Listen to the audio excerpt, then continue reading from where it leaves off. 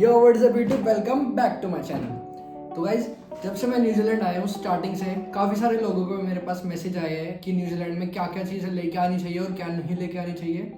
तो आज की वीडियो में मैं वो सब कवर करने वाला हूँ कि आपको क्या क्या चीज़ें पैक करनी चाहिए अगर आप फर्स्ट टाइम किसी एक कंट्री में जा रहे हो। तो आपको एक लिस्ट मिल जाएगी, लिस्ट की PDF डिस्क्रिप्शन में, ये कुछ ऐसी दिख रही होगी। तो स्टार्ट करते हैं हम पर्सनल से। सबसे पहले क्लोथ्स। टी शर्ट आप 5-6 जोड़ी टी शर्ट्स लाना, लेकिन उसमें एक ब्लैक मस्ट होनी चाहिए, क्योंकि यहाँ पे जहाँ पे भी आपको पार्ट टाइम जॉब मिलेगी स्टार्टिंग में, अगर वहाँ पे ड्रेस नहीं है कोई भी तो आपको ब्लैक टी शर्ट ही पहननी पड़ेगी। जीन्स या जॉगर्स 3-4 जीन्स ले आना, उसमें से एक ब्लैक ज़रूर होनी चाहिए। और शूज़ आपकी मर्जी है, तो ये टी शर्ट और जीन्स भी आपकी मर्जी है कितने कितने लाने, लेकिन जो मतलब जितने लाने चाहिए वो 3-4 ही एनफ है वैसे तो। शूज़ भी आपको एक ब्लैक जोड़ी ज़रूर से ज़रूर लाने होंगे, क्योंकि यहाँ पे जो भी पार्ट टाइम जॉब जैसे बताया मैंने, वहाँ पे आपको black T shirt, black jeans और ब्लैक शूज़ ही पहनने होते हैं। एक स्लीपर्स लाना घर पे पहनने के लिए। फिर बात आती है लोअर या शॉर्ट्स। घर पे पहनने के लिए तो आप जीन्स तो पहनोगे नहीं, तो लोअर या शॉर्ट्स ही पहनोगे, तो अपने हिसाब से जितने आपको सही लगे ले आना। मैं 3-4 ही लाया हूँ, मतलब 2-3 लोअर लाया हूँ, 2-3 शॉर्ट्स लाया हूँ। फिर उसके बाद बात आती है अंडर गारमेंट्स की।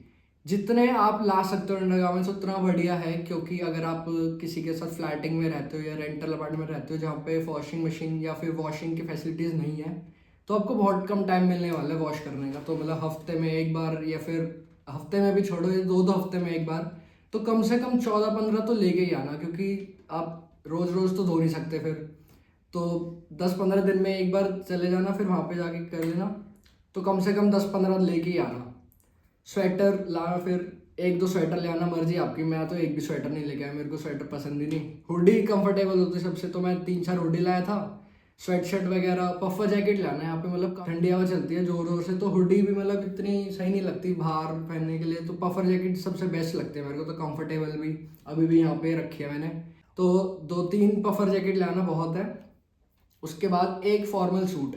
यूनिवर्सिटी में आप जैसे आओगे तो यहाँ पे जैसे ग्रेजुएशन डेज होते हैं या फिर एक बॉल पार्टी होती है, लाइक जब भी कोई सेमेस्टर या फिर एक ईयर एंड होता है तो पार्टी होती है सारे बच्चों की, सब वहाँ पे फॉर्मल सूट्स ही पहने जाते हैं।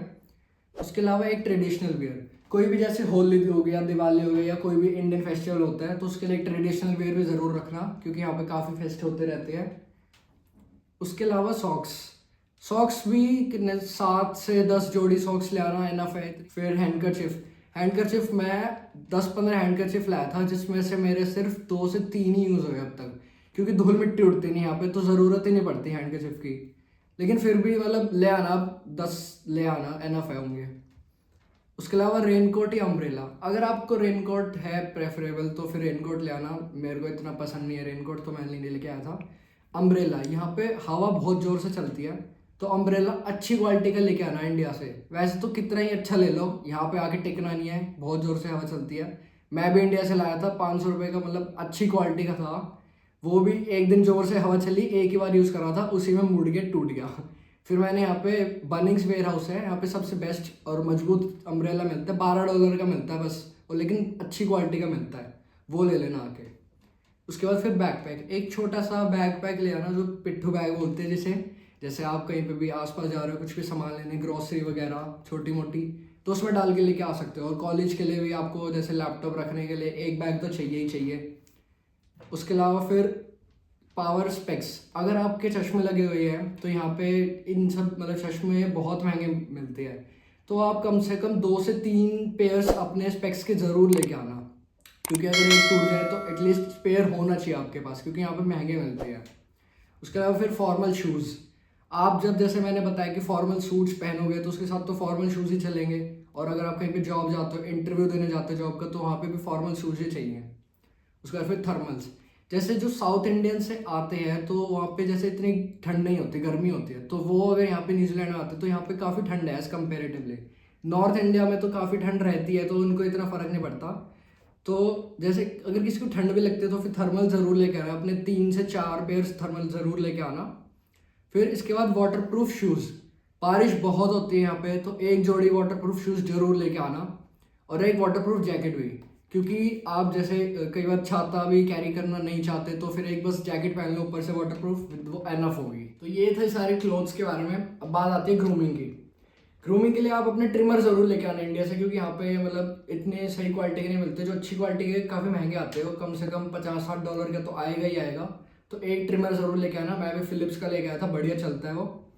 और अगर आप शेव करना प्रेफर करते हो तो अपना शेविंग क्रीम, शेविंग ब्लेड भी ज़रूर लेके आना। एक परफ्यूम ले आना, यहाँ पे अच्छे परफ्यूम मिलते हैं आपको, मतलब रीजनेबल प्राइस में मिल जाते हैं। बॉडी लोशन, मॉइस्चराइजर लेके आना अपना स्टार्टिंग के दिनों के लिए, मतलब आधे लीटर का ले आना बहुत है। और फिर कॉम ले आना, हेयर ऑयल ले आना। हेयर ऑयल ज़्यादा कोई लगाता नहीं यहाँ पे, जैसे सही रहता है, शैम्पू कंडीशनर करो बाल सही रहते हैं। हेयर ऑयल कोई नहीं लगाता, मैं तो इंडिया में भी नहीं लगाता था, मैं तो यहाँ पे तो मैं लेके ही नहीं आया। सनस्क्रीन ज़रूर लेके आना, यहाँ पे महंगी मिलती है सनस्क्रीन। SPF 50 की लेके आना सनस्क्रीन, जो न्यूजीलैंड और ऑस्ट्रेलिया के स्टैंडर्ड्स को क्वालिफाई करे, वो वाली सनस्क्रीन लेके आना। एक नेल कटर ले आना, और गर्ल्स के लिए हेयर स्ट्रेटनर ले आना अगर आप प्रेफर करते हो तो। वैसे तो यहाँ पे मिलते हैं लेकिन इंडिया से सस्ते मिलते हो क्या पता, तो अपना देख लेना लड़कियों, मेरे को पता नहीं है। और फिर लिप बाम, एक लिप बाम ले आना क्योंकि हवा तो काफ़ी चलती है ठंड। और एक वैसलीन ले आना जो छोटी वाली होती है। टूथब्रश, टूथपेस्ट, ये तो बताने की ज़रूरत ही नहीं है, सबको ही पता है, तो लेके ही आना। फेस वॉश, सैनिटाइज़र, ये भी लेके आना। फिर एक पाउडर हैंड वॉश लेके आना जो गोदरेज का आता है, वो कि पानी में डालो और शेक करो, 10-15 मिनट में रेडी हो जाता है। स्टार्टिंग के इनिशियल डेज के लिए वो ज़रूर लेके आना। अब बात आती है एसेसरीज़ की। एसेसरीज़ में आप वैसे तो आपकी मर्जी है, कुछ भी लेके आ सकते हो एसेसरीज़ में।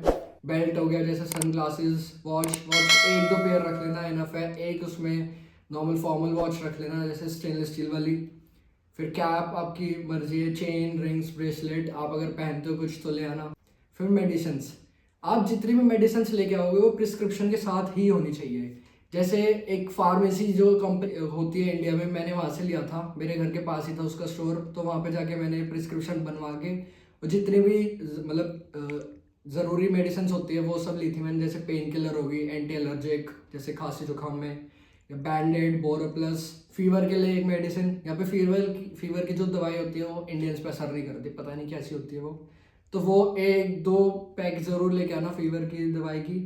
फिर स्टमक एक, कॉन्स्टिपेशन, आयोडेक्स ज़रूर लेके आना, आयोडेक्स, और साथ में फिर गर्म पट्टी, क्योंकि अगर आपको मोच आएगी तो उसके लिए कवर करने के लिए चाहिए कुछ। और जैसे ठंडी हवा चलती है तो गला ख़राब होने के भी चांसेस रहते हैं, तो हनी टच की टॉफ़ी भी ले आना जो 1-2 रुपये की आती है, वो गले को काफ़ी रिलीफ मिलता है उससे। आती है किचन की। आप जैसे अब एक तरह से पूरा नया ही घर बसाने जा रहे हो, तो आपको किचन की सारी भी जितनी नीड्स है, सारे भी जितने भी बर्तन मसाले वो सब चाहिएंगे स्टार्टिंग इनिशियल डेज के लिए।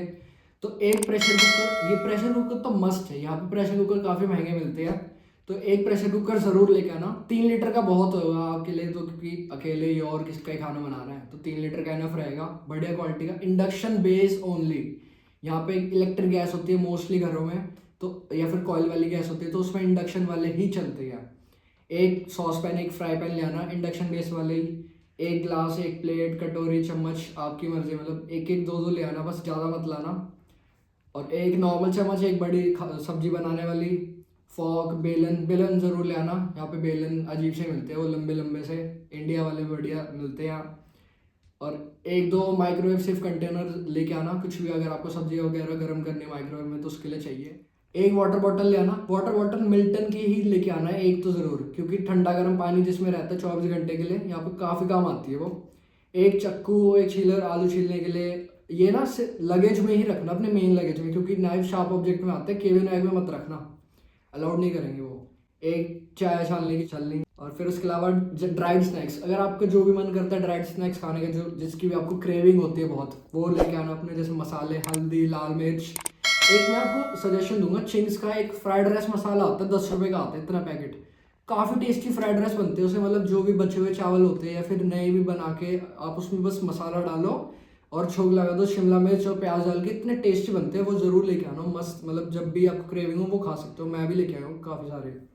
मैगी ले आना, कॉफ़ी और चाय पत्ती ले आना थोड़ी थोड़ी बस, वैसे तो मिलती है आप इंडियन ग्रोसरी स्टोर पे सब कुछ मिलता है, लेकिन स्टार्टिंग के इनिशियल डेज के लिए कुछ थोड़ा बहुत ले आना। उसके बाद बात आती है इलेक्ट्रॉनिक्स की।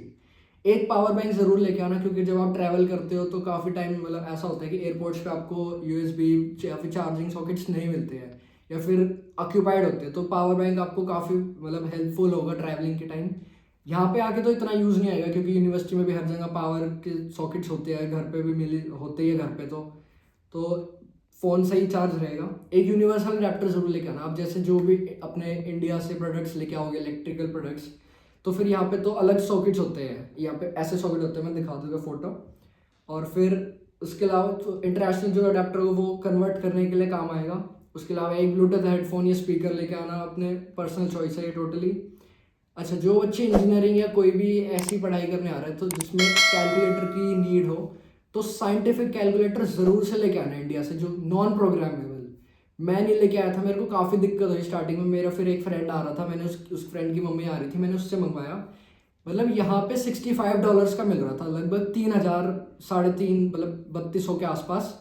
और वही इंडिया में मेरे को 900 रुपये का मिल रहा है, इतना फ़र्क है।